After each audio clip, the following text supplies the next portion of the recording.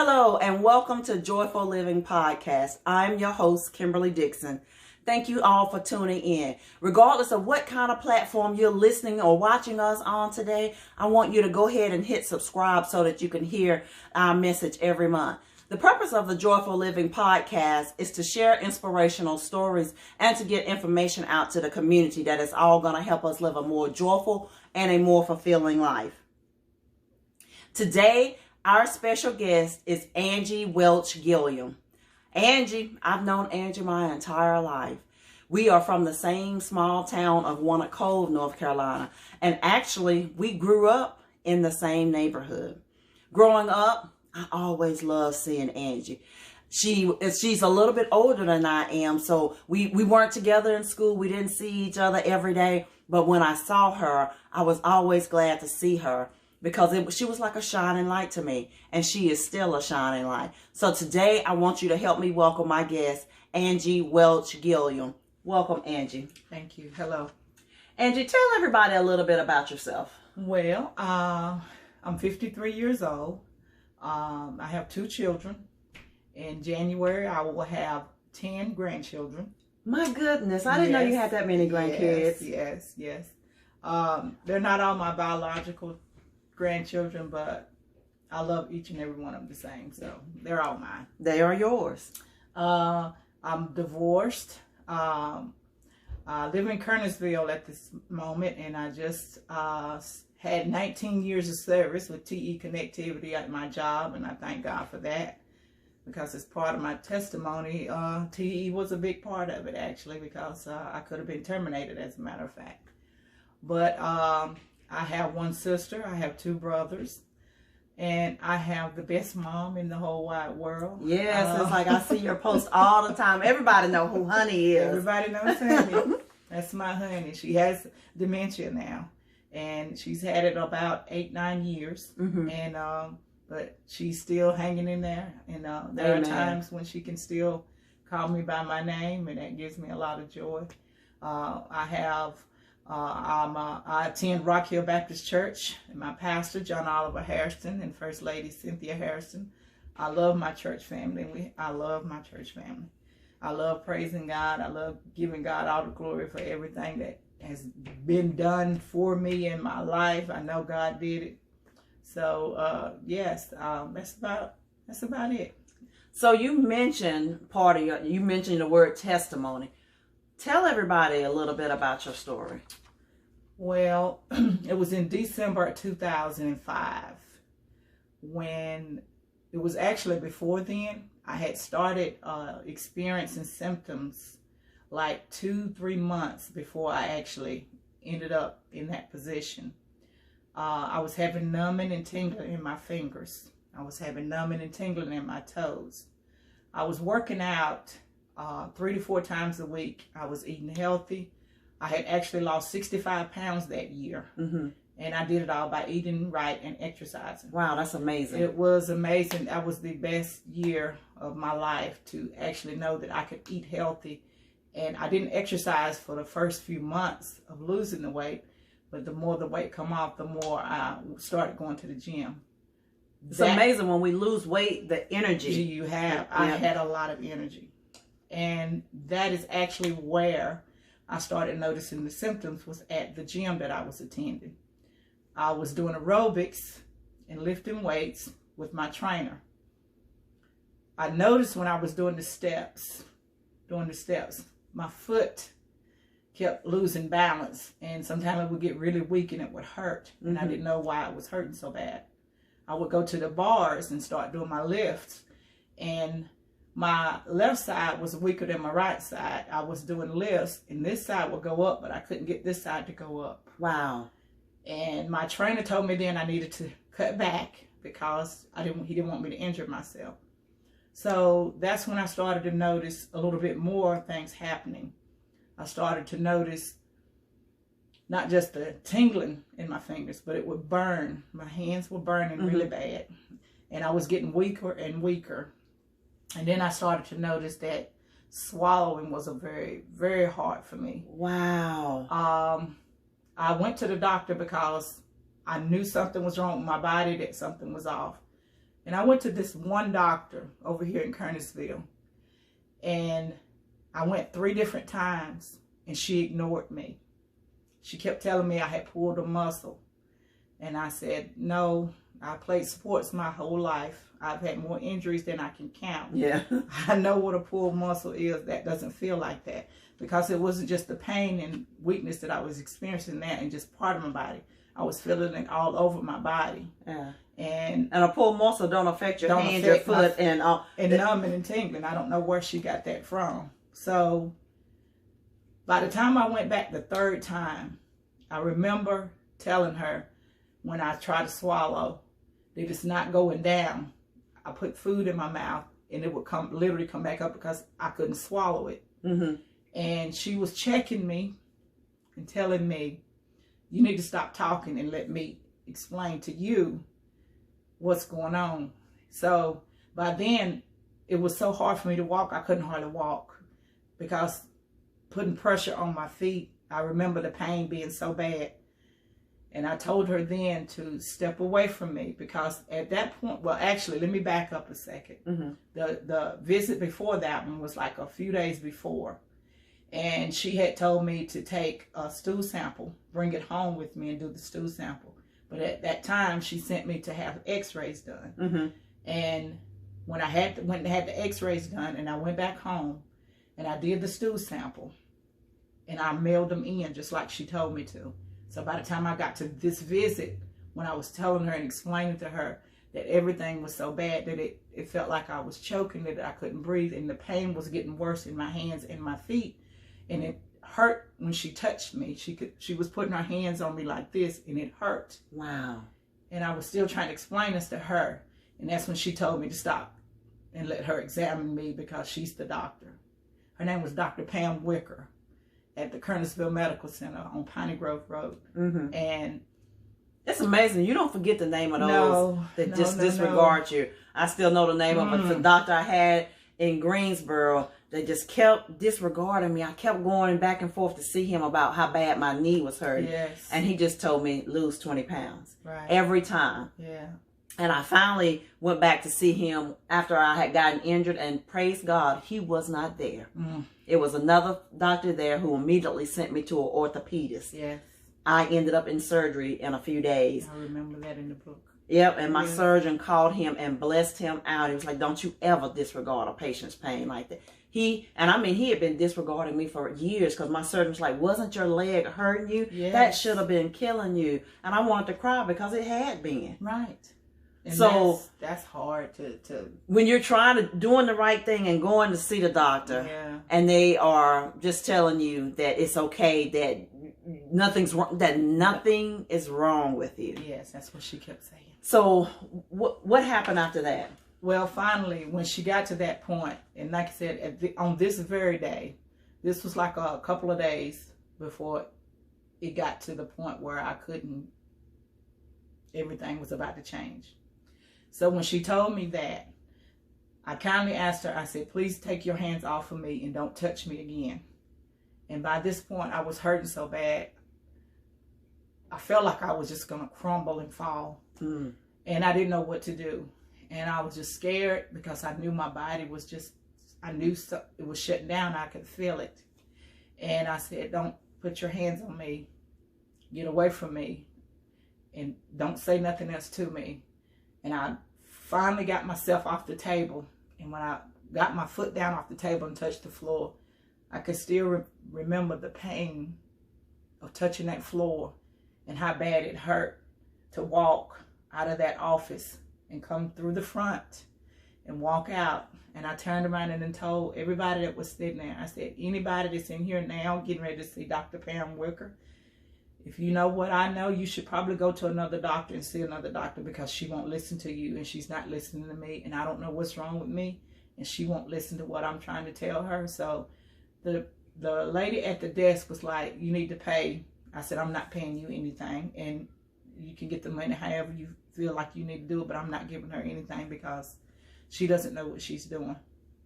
I left the office that day, and like I said, I was just hurting so bad by this time because this was not just affecting my toes and fingers then. It was going through my whole body. it was shutting down to the point where I was touching my face, but I couldn't really feel my face because of my fingers. I remember being so cold, felt like I was just freezing all the time. And I went home, and I let Daryl know. Daryl was my husband at the time. We were legally separated, but he was the one person that I was still talking to and informing him on what was going on. And I had a best friend, Tony Bolton, at the time. I worked with her, and she knew what was going on. And that day, when I got home, I called him and told him that anybody that knows me, I'm a picky eater, and I'm not going to eat anything. Raw eggs. That's what he told me. He says, see if you can get down a raw egg. If you can get down a raw egg, then, you know, it'll make you throw up. Maybe it'll make you feel better. I did that, and, you know, it was smooth, and so it'll go down. I had to lay back like this to try to get it to go down because I couldn't get it to go down. Chicken noodle soup. I could get none of that stuff to go down my throat. Wow. By this point, I was so tired and so exhausted. This was like on a Thursday night, and I actually went on Thursday and got my hair done. I went to my hairdresser, Allison Bailey, and my hair was looking all pretty and everything. So, you know, but I was sick, and I remember her and my cousin Diane and all of them in the shop telling me, why are you here? They could tell I was sick. I was assuming by then that I'd had a cold. Well, I did have a bit of a cold, but it was much more than a cold. So when I left her shop that night, I came home, and I tried all of those remedies again, trying to do it. But I was getting in the shower, taking a shower with hot water, trying to warm up because I couldn't feel anything in my hands. And I couldn't keep touching myself because I got to the point where even doing this was painful, and I couldn't use my hands at all. So I was touching and picking things up like this. Angie. Because I couldn't pick anything up with my hands. I had lost the control of my hands and fingers, and even touching anything, it felt like it was on fire. So I stayed up half the night taking one shower, and then I'd go back and get into bed. I would go try chicken noodle soup. I would try to crack an egg and try to get that to go down because I was so hungry. And I hadn't ate anything, but I couldn't get anything down. And I remember the very, very, very moment that I couldn't take it anymore. I fell across the bed, and I got down on my knees right beside the bed, and I prayed. And I prayed to God. I said, God, just please let me sleep. I just need to sleep for a little while, and then figure out what is wrong with me. I said, because I'm so tired and I hurt so bad. I just want the pain to stop. I just wanted it to end and let it be over. And I just wanted to go to sleep. I remember saying a prayer, just let me get a little sleep. Just a little sleep. People have no idea what that kind of pain feels like. Exactly. That you can't sleep for even a few seconds. And to whisper that prayer of like, God, please just let me sleep. Just for a few minutes. Just for a few minutes. And he answered my prayers because I crawled up in the bed and I fell asleep. And when I woke up, it was that Saturday morning, because I'd been doing this Thursday and Friday. The things that I just told you that I was doing.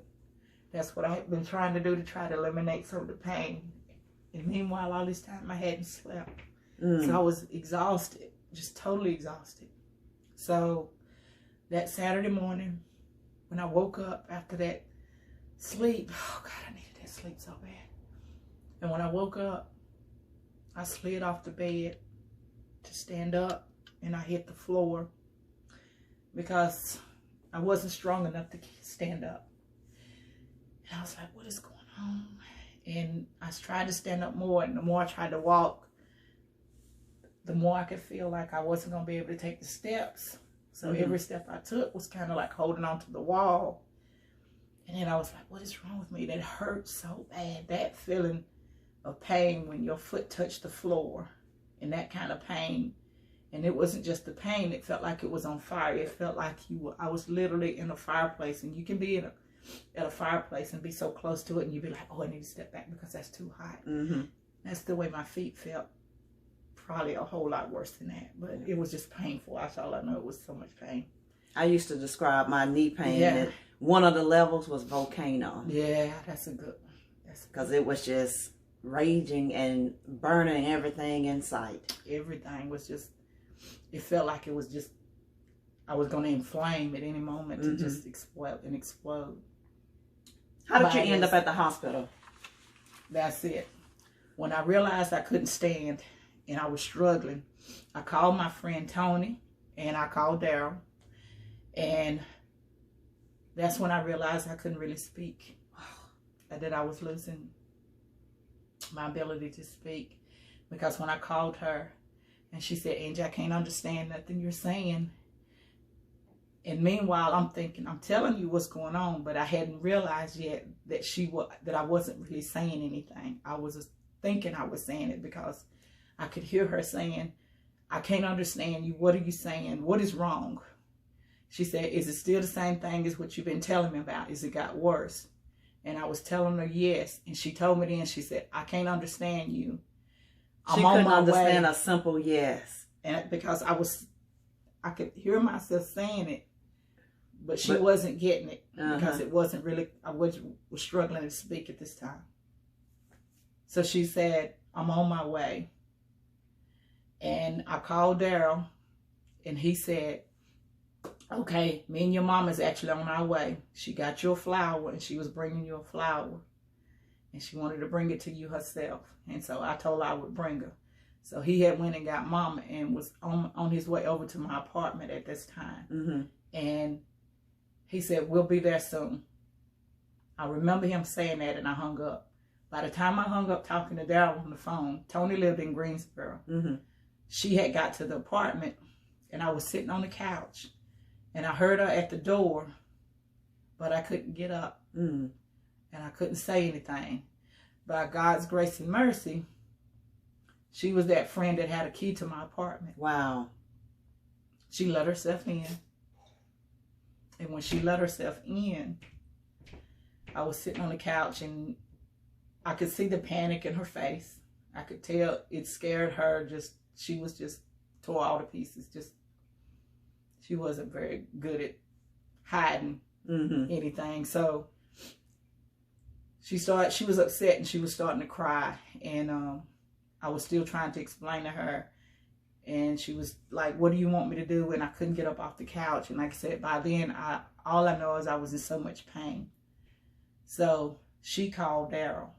And she said, Daryl, it's bad. What do you want me to do? I don't know what to do. So he told her then, he said, Tony, dial 911 and tell them to take her to Baptist and I'll meet you there. And I don't remember most of that conversation. I could hear her being upset and everything. All I just remember, it seemed like everything was just blurry to me, getting to be blurry to me at this moment. So finally, the ambulance comes and they come in. And I remember them talking and asking me questions. But I wasn't able, I was thinking I was telling them what was wrong and what my symptoms were, but I wasn't actually giving them much information. But what Tony was giving them as much information as she could about everything. And what I was getting out, they were understanding that I was in pain, that I was burning, that I was losing my ability to walk, and all of this was, coming to a head. So finally, when they got me in on the stretcher, and I remember them taking me down the stairs and getting ready to put me in the ambulance. I don't know this ambulance guy's name, but he said, when I was already inside the ambulance, he said, that sounds like Guillain-Barré syndrome. Wow. Nobody had really ever heard of Guillain-Barré syndrome, because when they got me to the hospital, they thought I'd had a stroke. Yeah, I knew that's what they were going to think. They thought they did so many tests. I think it was probably 10 or 20 doctors standing around me. That's all I could see. That's scary. Very scary. And I couldn't tell them anything because when you see that many people, it's something serious. major going on. And I knew something major was going on because I could feel it. I could feel it happening. By this time, I was pretty scared. So by the time we get to the hospital, Daryl is there, my sister's there. Tony, everybody's there. And when they take me back, like I said, they couldn't figure out what was wrong with me. They ran every test you can imagine. And because I couldn't speak, Daryl was my voice. So he told them everything that had happened with Dr. Wicker. Mm-hmm. He told them everything that I had been experiencing for the past couple of weeks. And backing up to the whole thing of getting this started in the first place, I had a cold. It seemed like I'd had that cold for about a month, and I couldn't shake that cold. I mean, the coughing, the fever. I had a really bad cold. Yeah. And so by the time I get to the hospital, and Daryl is telling them all of the things that had happened, they still couldn't figure out what was wrong with me. Yeah. So guys, did you hear that? She thought it was a cold, that she couldn't shake it. Anytime that we have a cold that we cannot shake, or either it leaves and it comes back, that's not a cold. My hospital trip that ended up being 5 days, I thought I had a cold that I couldn't get rid of. And I had it about a month. I would think it would get better and then it would come back. But it ended up, I had pneumonia. And I ended up being hospitalized for 5 days. Don't ignore those colds. Please don't. When you think you have a cold, if it keeps coming back or it just won't get better, that's not a cold. You need to seek additional medical assistance. And if somebody tells you it's nothing but the cold's still there, you need to keep pressing the issue, because this could be life and death. It really could be. Yes. And for me it was, actually, because by the time they were all in there doing all these tests, they came to Daryl and they told him that they needed to stop my heart and put me on life support. What? Angie, I did not know that. They wanted to stop my heart because by then they didn't know what else to do, because they still hadn't realized such critical condition. They still didn't know what was wrong with me at this time when they wanted to do this. They wanted to stop my heart. And Daryl said, absolutely not. Think of something else. We're not stopping her heart. So by this time, they still trying to figure out what is wrong with me. And this one nurse in particular, her name was Mary. Mary was one of the best nurses in the whole wide world, because I could feel she understood the power of prayer and the power of God being there, because she stepped up and told me and Daryl so. She said, I saw y'all praying. She said, I know y'all are a praying family, and I know y'all believe in God. Don't let nobody, none of these doctors and nobody else, do anything that you don't feel is right. Mm. So her name was she was a nurse. Mary Bradford was her name. And like I said, they wanted to stop my heart. Daryl told them, no, we're not doing that. Think of something else. So by the time everything's escalating, everything was shutting down. That's why I couldn't breathe on my own. And they were like, she can't breathe. We got to do something, because she's not going to be able to keep going much further, because it was like every hour was getting every down to the minute. You were shutting down. I was shutting down. I was at the point where I was going to die. My goodness. And finally, they were like, we know what it is. It's a virus that has attacked her body. And it's in her from the top of her head to the toes of her feet. And we got to get that infection out. And that virus was Guillain-Barré syndrome. Guillain-Barré syndrome, at that time, way back then, 14 years ago, December the 5th was when this happened to me. So you just had an anniversary of that day. An anniversary 14 years ago. That's when this happened. And when they said they got to get the virus out, they got to get that infection out, they said we're going to have to put on a breathing machine. Mm-hmm. We're going to have to do something to help get this infection out of our body. They said it was going to take around 5 days to get that infection out, to stop the progress of it escalating, because it had already got to the point where it was cutting off my breathing. Mm-hmm. My eyes wouldn't function. I couldn't blink. I couldn't cry. There were no tears. None of that worked. My whole entire face was just there. Nothing worked. Oh, wow. So guys, I have been speaking with Angie Welch Gilliam today, and we are talking about her life-threatening illness, but to thank God that 14 years ago, her life could have ended, but God chose to keep her. So to hear the rest of her story, you're going to have to stay tuned because we're out of time for today. So check back with us on tomorrow and hear the second half of her interview. This is an amazing testimony, guys. You don't want to miss this. Thank you for watching Joyful Living. Please subscribe to whatever venue that you are watching it on now. Thank you for tuning in. I love you. Bye-bye.